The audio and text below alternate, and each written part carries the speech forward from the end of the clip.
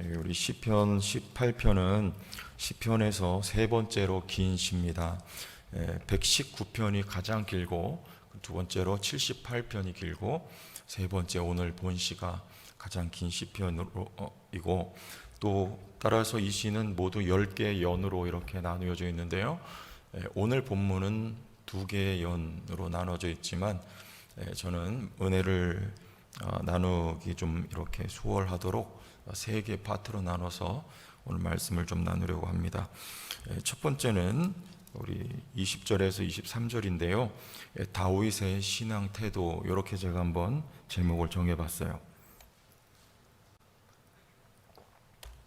어떤 태도냐면 포지셔닝을 아주 잘합니다. 다윗이 자기 위치를 선정을 하고 그 위치를 딱 고수하는 거예요. 그게 어떤 위치냐면 우리 21절에 이는 내가 여호와의 도를 지키고, 22절에도 규례 또는 율례 이런 표현들이 나오는데요. 언뜻 보면 하나님의 말씀을 잘 지켰다 이렇게 표면적으로 해석을 할 수가 있겠지만 사실 우리 출애굽기 15장에 보면 마라 사건 나오는데요. 그때 어떤 표현이 나오냐면 법도 또는 율례 이런 표현이 나와요. 출애굽기 15장은 우리가 아시다시피 시내산에서 하나님이 십계명을 주시기 이전 시점입니다. 출애굽하고 난 바로 직후예요. 그때 무슨 계명이 있고 무슨 법도 율례가 있었을까요? 그런데 하나님이 그곳에서 법도와 율례를 정하셨다 그래요. 이건 무슨 말이냐면 하나님은 보이지 않죠. 하나님은 보이지 않는데 그는 계시다. 그러니까 이스라엘 백성들은 어떻게 해야 됩니까? 따라가야죠. 그리고 그 상황에 순종해야죠. 그게 하나님의 법도를 지키는 그 위치. 누가 인도하시냐? 하나님이 인도하신다. 증거가 뭡니까? 못 마실 물인데 마실 물이 돼버리죠. 하나님이 계십니까? 안 계십니까? 하나님 계셔요. 반석에서 물이 나왔습니다. 하나님 계십니까? 안 계십니까? 죄송합니다. 하나님 계십니다. 또 놋뱀을 달아서 백성들이 바라보니까 병이 났습니다. 죽을 병이 나요. 계십니까? 안 계십니까? 하나님 계십니다. 요거예요. 하나님 보이지 않지만 계시다. 다윗은요, 이스라엘 왕국에 하나님이 보이진 않지만 왕이 누굽니까? 하나님이 왕이시다. 요게 분명했어요. 요 포지션, 요 위치. 이게 뭐냐면 여호와의 도를 지켰다는 거예요. 이게. 자, 요게 다윗의 위대함입니다. 첫째는 뭐예요? 내 위치에서 하나님 앞에 겸손히 무릎을 꿇는 거예요. 그리고 하나님이 보이진 않지만 계시기 때문에 지금 다윗은 어려운 시간들을 지나왔지만 그 어려운 시간에도 원망이나 불평으로 반응하지 않습니다. 하나님이 계시기 때문에요. 이게 다윗의 위대한 신앙입니다. 세상에서 뭘 보고 위대하다 합니까? 예수님께서 수로보니게 여인에게 그러셨어요. 너는 개다. 그러니까 개 맞습니다. 그러니까 저한테 주인상에서 떨어지는 부스러기라도 좀 주세요. 그 믿음을 보고 내 믿음이 크도다. 주님이 그러셨어요. 여기서 크도다는 말은 빅매니가 아닙니다. 빅매니. 사이즈가 크고 숫자가 많다 이게 아니고 great나 발음 안 줘도 이해하세요. 또 important. 훌륭하다. 네 믿음이. 그리고 네 믿음 중요한 믿음이다. 이런 뜻이에요. 여러분 이 세상에서는 뭘 보고 훌륭하다고 합니까? 우리 교회도 그렇죠. 빅맨이 보면 훌륭하다 그러죠. 빅맨이. 사이즈가 규모가 이만하다. 그리고 수가 많이 모인다. 그럼 그걸 보고 크다. 이 교회 훌륭하다 그래요. 근데 주님은 그거 보고 말씀하지 않고 주님은 great, 훌륭하다. 주님은 중요하다, important. 이거 보고 주님이 위대하다 그러는 거예요. 위대하다. 그럼 뭡니까? 다윗이 자기 자리 잘 지키는 거 그게 위대한 거예요. 우리 성도교회가요, 사이즈가 크고 숫자가 많이 모이고 우리 성도교회가 우리 노회에서는 크고 하나님은 그것도 그 결과적인 겁니다. 하나님이 위대하다고 보시는 건요, 다윗처럼 자기 자리 잘 지키는 거, 이게 위대한 거예요. 하나님이 하나님 자리에 안 보이지만 하나님은 여기 왕입니다. 그래서 그분을 항상 보고 자기 자리 잘 지키는 거, 항상 그 앞에 무릎 꿇고 있어야 되는 거예요. 우리는요, 요게 여호와의 도를 지켰다, 규례와 율례를 버리지 않았다. 하나님의 마음에 합한 거예요. 그게 다윗인들 왜 죄를 안 졌겠습니까? 밧세바, 세상에 그렇게 파렴치한 죄인이 어디 있어요? 그런데도 하나님의 마음에 합했다. 빨리 회개한 거예요. 순간 내가 왕 노릇한 거를 빨리 회개하고 나단이 지적할 때, 그리고 그 자리로 다시 돌아와서 무릎 꿇는 거예요. 요걸 훌륭하다 그러는 거예요. 그리고 그게 하나님의 마음에 합한 겁니다. 여러분 성도님들, 우리 교회가 여러분 삶이 이렇게 하나님 앞에 인정받는 삶이 될 수 있길 바랍니다. 포지셔닝을 잘 해야 됩니다. 자기 위치 잘 지켜야 돼요. 항상 그 자리에 있어야 돼요. 두 번째는 그런 믿음에 대해 하나님이 이제 응답하시고 보상을 하시는데요, 우리 24절부터 27절까지 눈에 띄는 단어만 보세요. 누가 갚으세요? 하나님이 내 의를 따라 이제 갚으세요. 그리고 하나님이 보이세요. 내 보이세요. 근데 27절에 보면 주께서 곤고한 백성은 구원하시고, 근데 문제는 뭐냐면 이게 그 자리를 고수한다는 것이 굉장히 곤고한 거죠. 내 손으로 사울을 목을 베버리면 간단하잖아요.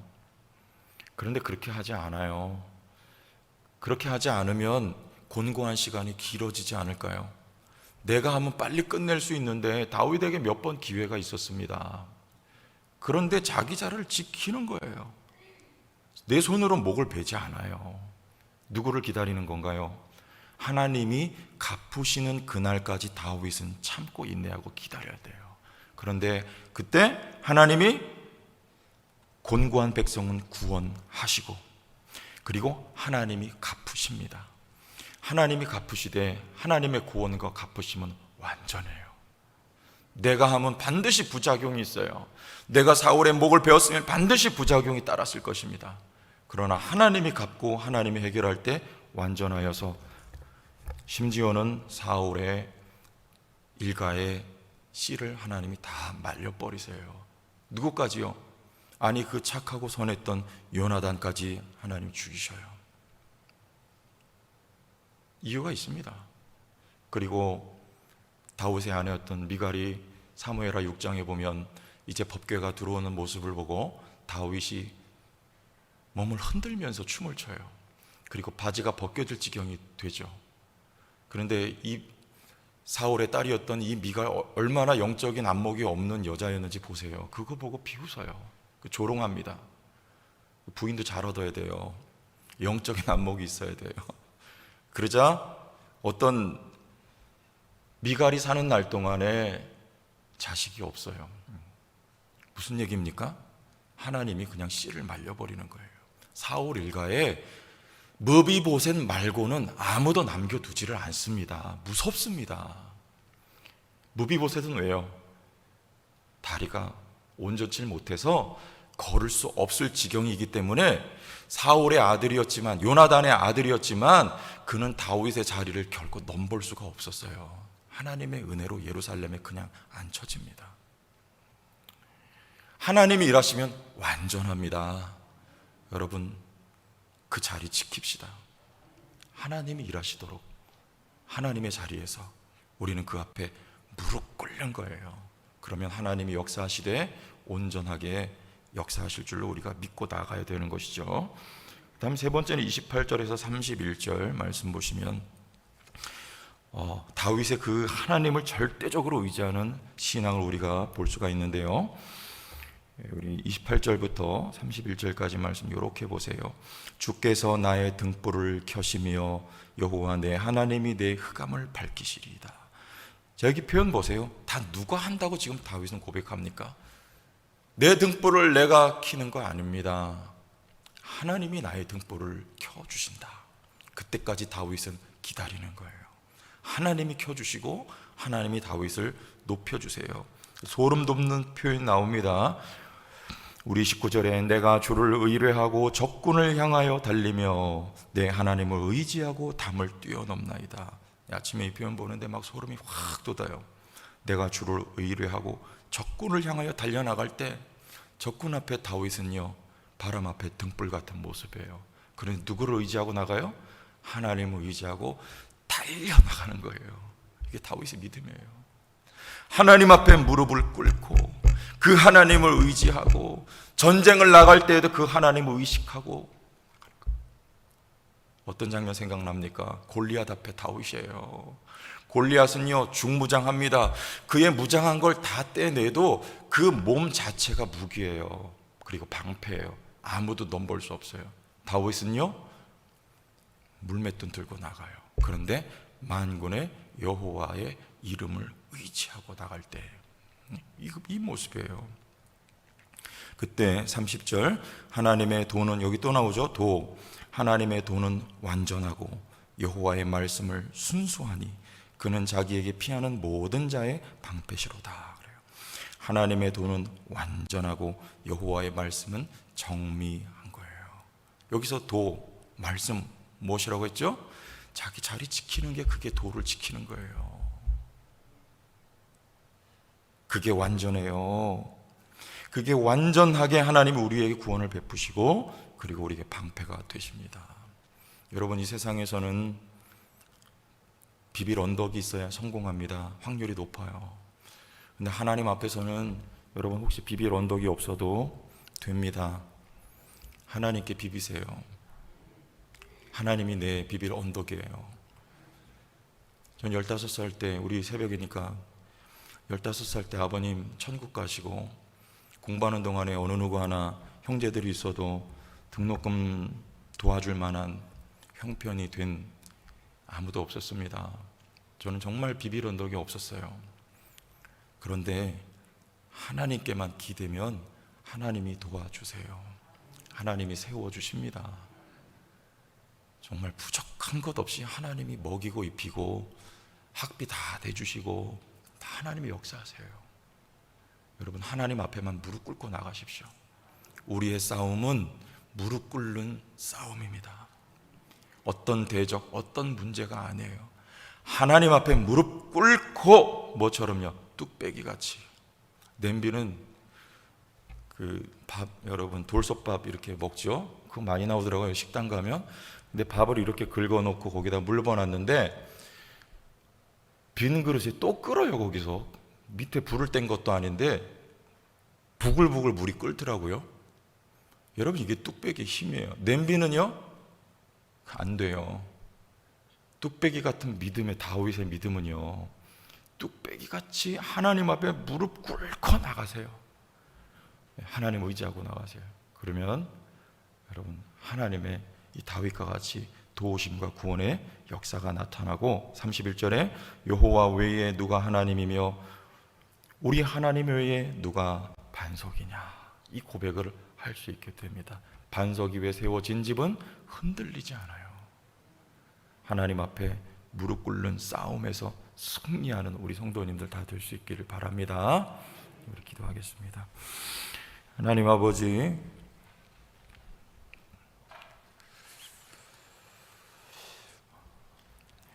우리의 본분, 우리의 삶의 자리 명확하게 인식하고 무릎 꿇게 하옵시되, 하나님 그 자리에 하나님 앞에, 왕 되신 하나님 앞에 오로지 저희들 겸손하게 엎드려서 아버지 그 자리에서 하나님만을 높이는 다윗처럼 이 믿음의 싸움에서 승리하게 하옵시고, 내가 일하지 않아도 하나님이 역사하셔서 완전하게 하시고 또 온전케 하시는 역사를 우리의 삶 가운데, 우리 교회 가운데 경험할 수 있도록 축복하여 주시옵소서. 예수님 이름으로 기도합니다. 아멘.